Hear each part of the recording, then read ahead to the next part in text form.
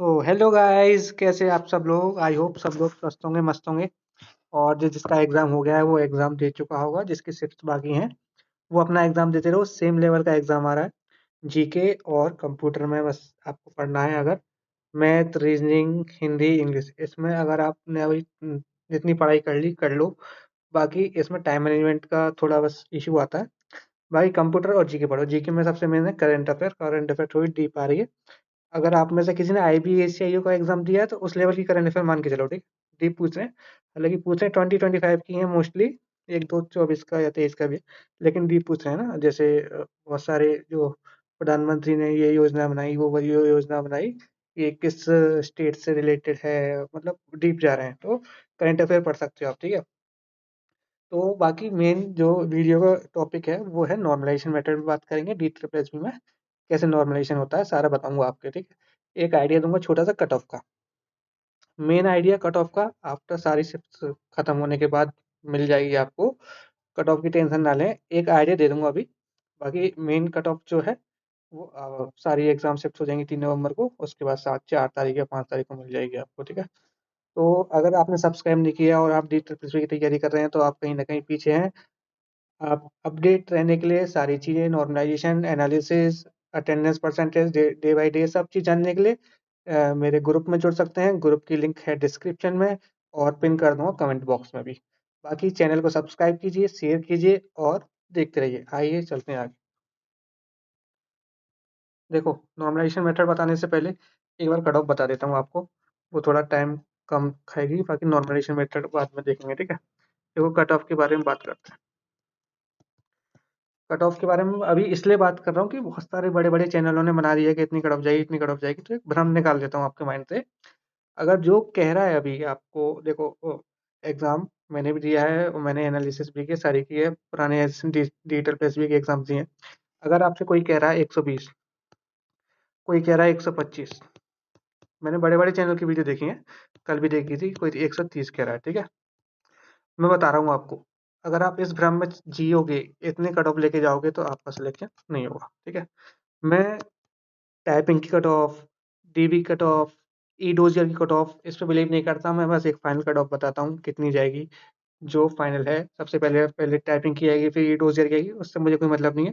एक final cut of देता हूँ मैं। आज तक मैं जितनी भी एग्जाम की कट ऑफ बताई हैं वो सारी फाइनल बताई हैं, और 0.1% मार्जिन के साथ सारी कट ऑफ सही गई हैं, ठीक है। एक आइडिया दे रहा हूँ, बाकी 4 नवंबर को आपको इसकी एकदम एग्जैक्ट एक्यूरेट कट ऑफ मिल जाएगी, ठीक है। एक आइडिया भी दे दे रहा हूँ, इनको तो भूल जाओ आप। अगर इसकी कट ऑफ 150 से कम चली जाए तो इसी वीडियो पे कमेंट पे आके बोल सकते हैं, डिसलाइक कर देना आप वीडियो को, कोई दिक्कत नहीं होगी। इससे ज़्यादा चली जाए तो चैनल को सब्सक्राइब कर देना और शेयर कर देना, ठीक है। 150 से कम final cut off D triple S B, DASS grade 4 steno जो भी है उसकी नहीं जाएगी, ठीक है। फाइनल कट ऑफ की बात कर रहा हूँ मैं। तो आगे चलते हैं नॉर्मलाइजेशन मेथड। जब मैं नॉर्मलाइजेशन मेथड बताऊंगा तो आप खुद आके इस वाले पेज के देखोगे क्यों जाती है इतनी, ठीक है ना। आइए चलिए बात करते हैं। तो देखिए, नॉर्मलाइजेशन मेथड कैसा होता है, डी ट्रिपल में क्या रहता है। अभी तक लास्ट अभी जेल वार्डर को, इससे पहले जो बड़े लेवल की बात कर रहा हूँ जिसमें ज़्यादा स्टूडेंट्स होते हैं, जिसमें मल्टीपल शिफ्ट ज़्यादा होती हैं, 10-20 दिन जो एग्जाम चलते हैं, ठीक। एक एक दो दिन की मैं एग्जाम्स की बात नहीं कर रहा डी ट्रिपल की। मैंने आपको पहले दिन बताया था अटेंडेंस जो 16% थी फर्स्ट डे, मैंने कहा था नेक्स्ट डे डबल हो जाएगी, फिर 22 हुई, ये 30 तक जाएगी लास्ट, ठीक है। इतनी ही जाती हैं। ऑल ओवर इंडिया फॉर्म भर देते हैं बच्चे, लेकिन दिल्ली में 2 सेंटर है, एक नोएडा मतलब सेक्टर 64, 62, आर एस बिहार वगैरह जो ही हैं, 2-3 सेंटर ही हैं। तो दिल्ली में ही आपको एग्जाम होता है, दूर दूर वाले नहीं आते। तो देखो, अटेंडेंस का अटेंडेंस इतनी ही रहती है। कोई इस बार हुआ नहीं हुआ है कि इतनी अटेंडेंस कम क्यों है, कैसे है। ऐसी ही रहती है डी ट्रिपल एस बी में। और 30 तक जाएगी, ठीक है। ये 30% तक आपकी लास्ट तक पहुंचेगी, ओवरऑल भी और नॉर्मली भी, ठीक है। अब बताता हूँ आपको क्या क्या जो नॉर्मलाइजेशन मेथड में क्या क्या चीज़ें मैटर करती हैं। अब कोई बोल रहा होगा कि अटेंडेंस 16% जा रही है, 20% जा रही है, मतलब कट ऑफ कम जाएगी। अगर इसको देख के वो कट ऑफ बना रहा है तो बहुत बड़ी गलती कर रहा है। क्यों? देखो, जिसने फॉर्म भर दिया, जिसने तैयारी नहीं करी, वो नहीं आ रहा। लेकिन कोई भी, आजकल इतना कंपटीशन है ना, अगर कोई भी थोड़ा-सा भी समझता है ना कि इसमें नंबर आ सकता है और जॉब नहीं है, वो इन 20% बच्चों में, इन 30% बच्चों में होता है, ठीक है? अगर 3.5 लाख का 20-30% भी लेंगे, तो 80,000, 90,000, 1 लाख बच्चा आ गया, ठीक है? तो अगर आप एसएससी हो गया या फिर कोई स्टेट एग्जाम हो गया, तो उनमें 7-8 8 लाख, 10 लाख, 12 लाख जितने फॉर्म भरते हैं, उसमें भी कंपटीशन 1-2 लाख बच्चों में ही होता है, बाकी भीड़ होती है, ठीक है? ये बात मानते हो? तो ये 20-30% बच्चे वही हैं जिन्होंने पढ़ा है और वो छोड़ नहीं रहे। एक्सेप्शन हर जगह होते हैं, किसी कोई मेडिकल इश्यू होता है या फिर कोई किसी की बस टूट गई, ट्रेन छूट गई, उस वजह से रह गया तो रह गया, लेकिन बाकी सारे जो पढ़ने लिखने वाले बच्चे हैं, वो इस 20-30% में आपको मिल जाएंगे। तो ये मत सोचना कट ऑफ इतने मतलब अटेंडेंस इतनी कम जा रही है, तो थोड़ा फर्क पड़ेगा, ठीक है? माइनस फर्क पड़ सकता है, लेकिन बहुत ज्यादा नहीं पड़ता, क्योंकि वो हर डिजिटल प्रेस एग्जाम में ऐसा ही होता है, 50 से कम ही जाती है सबकी अटेंडेंस।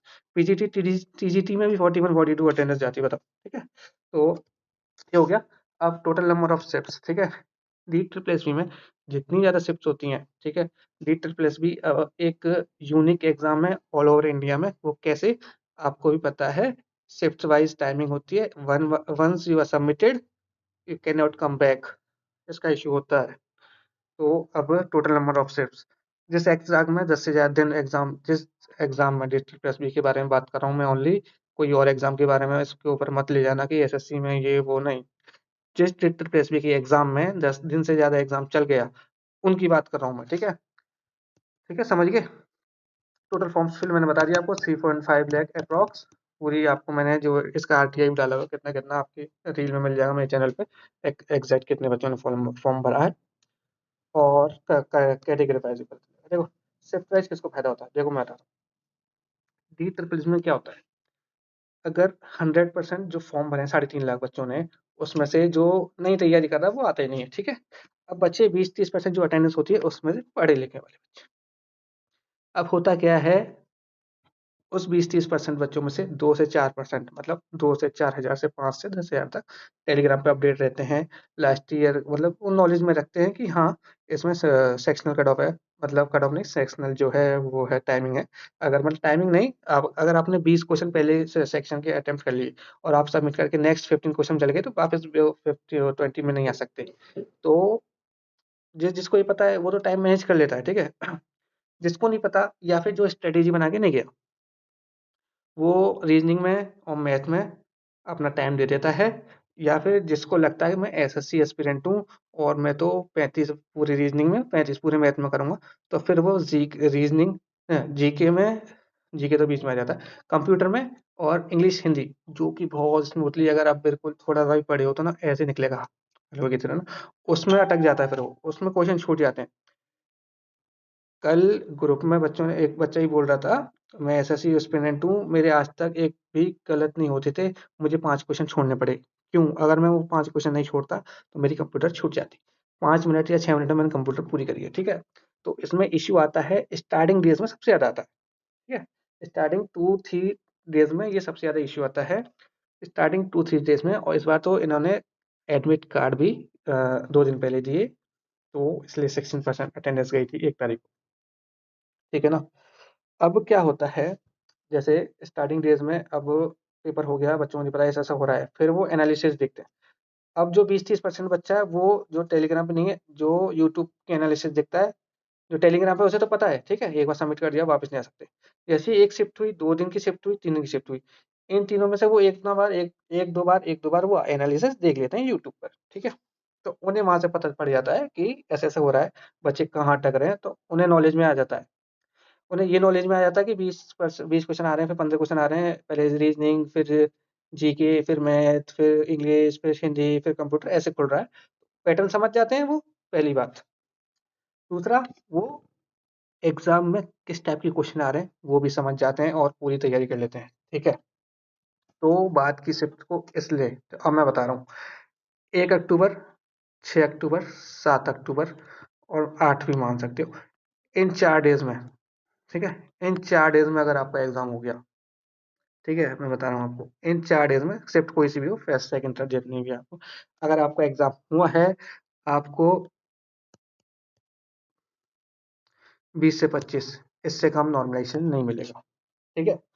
अभी जेल वाटर का एग्जाम हुआ था लास्ट ईयर, उसमें भी 12 से 15 दिन एग्जाम चला था। हाँ, 12 से 15 दिन एग्जाम चला था।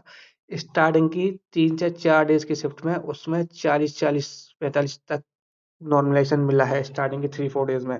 लास्ट के डेज में देखो, एक बच्चे के 130 थे स्टार्टिंग डे में, सेकंड डे में था वो, और उसके 175 अप्रोक्स इतने बैठे थे।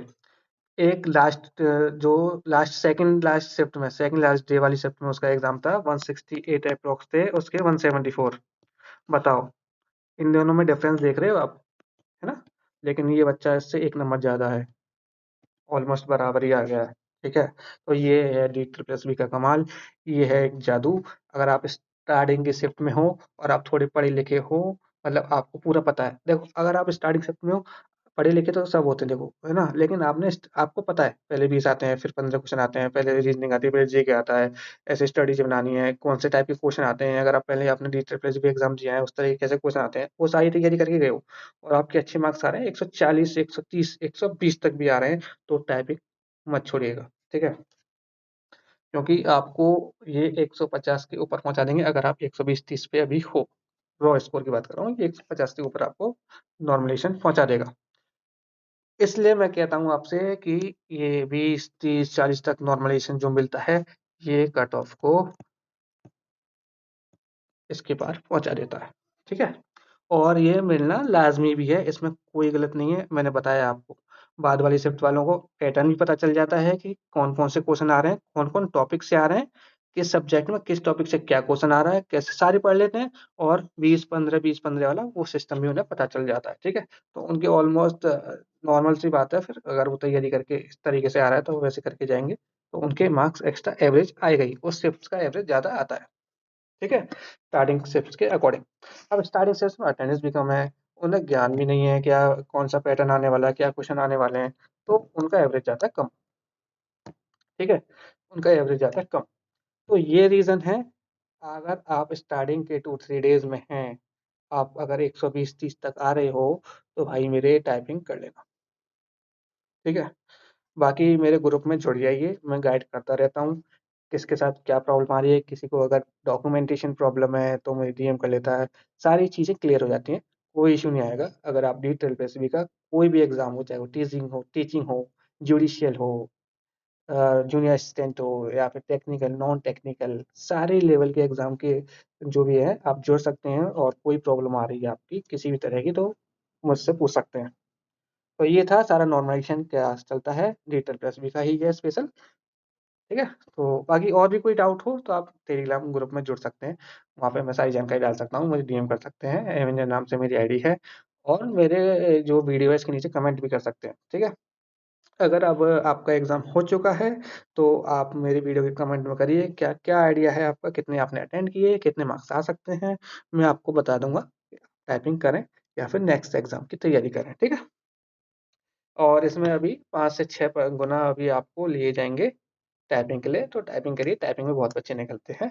लेकिन टाइपिंग के लिए भी, जैसे टाइपिंग के लिए अगर मान लो 140 गई, 130 गई, तो बढ़ जाइए कट ऑफ। तो फाइनल कट ऑफ के बारे में बता दूं अभी कि 150 प्लस ही जानी है, एक्यूरेट बताऊंगा 4 नवंबर को, तो बने रहिएगा, सब्सक्राइब कर लीजिएगा जब तक फाइनल रिजल्ट नहीं आ रहा है इसका, तो चैनल के साथ बने रहिएगा, सब्सक्राइब कर लीजिएगा। तो मिलते हैं नेक्स्ट वीडियो में नेक्स्ट टॉपिक के साथ। Thank you, have a nice day.